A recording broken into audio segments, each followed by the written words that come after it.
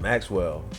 Now, you picked this one up as well? Yeah, I did pick that one up. Maxwell. Now, this was the one that I really wanted. This was on my want list on Discogs, and it's another one of those overpriced. The original is one of those overpriced originals, so I was really happy that they reissued this for Record Store Day. Thoughts on Maxwell's Now after your most recent listen? So I hadn't really paid much attention to this album, or probably listened to it much, because when it came out, I was a teenager. I was like 13 or 14 years old. Shit, I just aged myself. But You're okay. what would I have in common with the album like this at 13 or 14? You know what I mean? Like, it wasn't.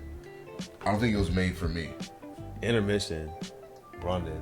This was probably one of the ugliest. Oh yeah, that I remember.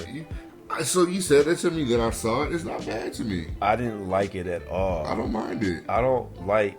What don't you like about it? The sticker. I think it's so stupid. Oh, the sticker. I thought you were talking about the actual vinyl color.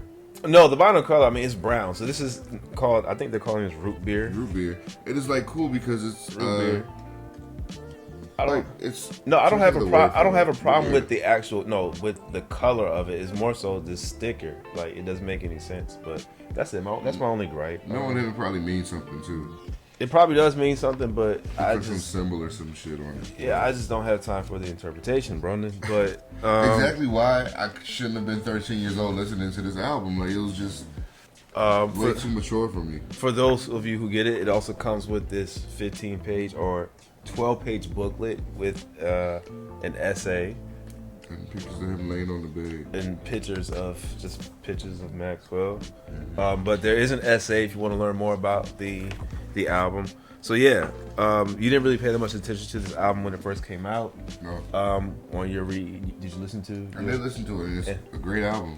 It's It's a great really good. From beginning to end, literally. Maxwell doesn't really make bad albums. I've realized, and I recently just got into his discography as I've gotten older, just because, again, his first 3 albums came out when I was pretty young, so I didn't have the ear for it or any interest in it. Right. But as I've gotten older, he's a musical genius.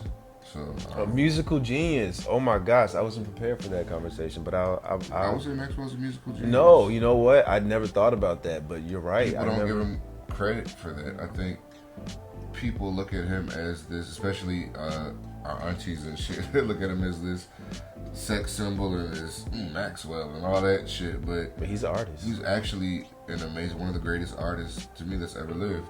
So yeah. Wow.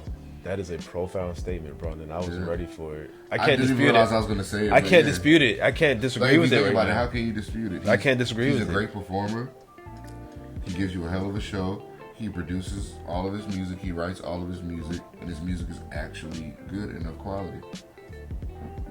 You can't dispute it. All right. So with that, any standout tracks from your? Now, I know you said you like the whole track list, but are there any standout tracks? You know, I really love Get to Know You. Like, I loved hearing that open up the album. It was really exciting to me. I don't know why. I felt like I was listening. Well, I kind of was listening to it for the first time with, as of an open mind as I have now. Right. So, As a grown man. as a grown man. But yeah, it felt good listening to that. Yeah, that's probably my standout moment from this album. I mean, the album is great all around, but the opening that really took me out. Took you out. Yeah, man. It Gets to Know You is a good opening. Obviously, Lifetime. For Lovers Only. This Woman's Work. I'm about to say her name, the whole thing. Yeah, the whole album's good. It's a great project, and it's like the foundation for me with albums and with vinyl. If you use instruments or live music to make your music or to record, chances are your final product will come out sounding at least decent. And that's what's happened with John Legend and Maxwell. Like, so that's why we can't really say that albums are bad, because they at least use the elements. You know what I mean? The elements, man. Just music. EWF. Yeah. People love saying that They the love elements. that's old people like saying that, bro. The elements.